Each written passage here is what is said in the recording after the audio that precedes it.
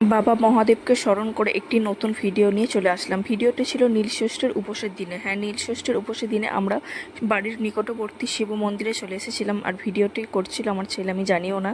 ও ভিডিওটা অন করে আর আমার দিকে তাকিয়ে দিয়ে দিয়েছে। যাই হোক, বাবা ভোলানাথের কাছে সন্তানের মঙ্গল কামনায় পুজো দিতে আসা এবং সন্তানকে নিয়ে পুজো দিতে এসেছিলাম আমাদের বাড়ির নিকটবর্তী একটি মন্দিরে।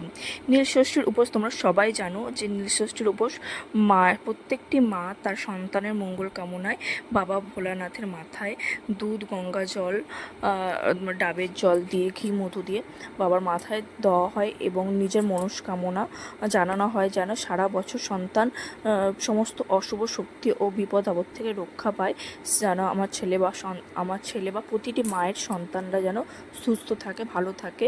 এবং আমার ছেলেকে নিয়ে সকাল সকাল স্নান সেরে চলে এসেছিলাম মন্দিরে পুজো দিতে। আর সেখানেই আমার ছেলেকে প্রথমে পুজো দিচ্ছিল, তারপর আমি দিচ্ছিলাম। যাও, সেই ভিডিওটা করতে পারিনি। আমার ছেলে যখন পুজো দিচ্ছিল, সেটা একটা আমাদের পাশেরই একটা ছোট মেয়ে সে ভিডিওটা করে দিয়েছিল। যাক, আমার ছেলে তখন প্রদীপ জ্বালাচ্ছিল, ঘিয়ের প্রদীপ, সেই মুহূর্তটাও ক্যাপচার করেছিল, সেইটা তোমাদের সাথে শেয়ার করলাম নীল পুজোর দিনে। এবং সবাই মিলে দিনটা আমরা খুব ভালোভাবে কাটিয়েছি। বাবার পুজো দিয়ে বাড়িতে সারাদিন নিরামিষ আহার করে বাবার মন্দিরে কিছুক্ষণ ছিলাম, খুব ভালো লাগছিল। আর তারপরে ছিল, এটা হচ্ছে যে নীলষষ্ঠীর পরের দিনে। এখানে দেখতে পাচ্ছেন পুরোহিতের পাশে যে দাঁড়িয়ে আছে ধুতি পরা, ওইটা হচ্ছে আমার হাজব্যান্ড। আর এই ঠাকুরের সমস্ত জোগাড়জাতি করা, ফল কাটা থেকে ভোগ নিবেদন করা থেকে সমস্ত কিছু আমার হাজব্যান্ড করেছিল, আমার স্বামী করেছিল। তার কারণ হচ্ছে যে এই বছরে আমাদের প্রতি বছর হচ্ছে যে আমাদের পাড়াতে ঝাঁপ হয়, চড়কে যে ঝাঁপগুলো হয়, সেই ঝাঁপগুলো হয় পাড়ার সমস্ত সন্ন্যাসী হয়, উত্তরী নেয়, তারা করে।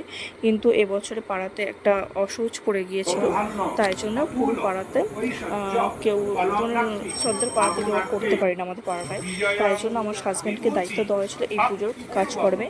ওর পুজো 3-4টে দিন মন্দিরে পুজো দেওয়া, সমস্ত কিছু করা। এবং ঝাঁপ হয়নি তো কী হয়েছে, বাবার মন্দিরে তো পুজো তো বন্ধ রাখা যায় না, সে সমস্ত কাজ আমার হাজব্যান্ড প্রথমবার করেছিল।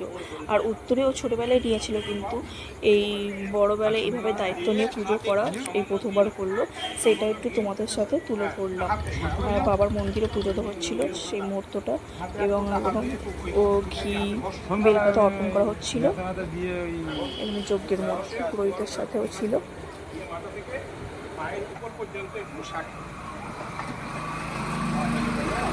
এখানে পুজো দেখার পরে আমরা চলে এসেছিলাম আমাদের বাড়ির কাছাকাছি হাঁটা রাস্তার একটি আশ্রমে। সেখানে হরিনাম উপলক্ষে তার আগের দিনে ভাগবত পাঠ দেওয়া হয়েছিল। সেখানে যে প্রভুটাকে দেখছেন আপনারা, সেই প্রভুটা আমার, মানে কী বলবো, আমি যখন 9-10-এ পড়ি তখন থেকে আমাদের বাড়ি ওনার যাতায়াত।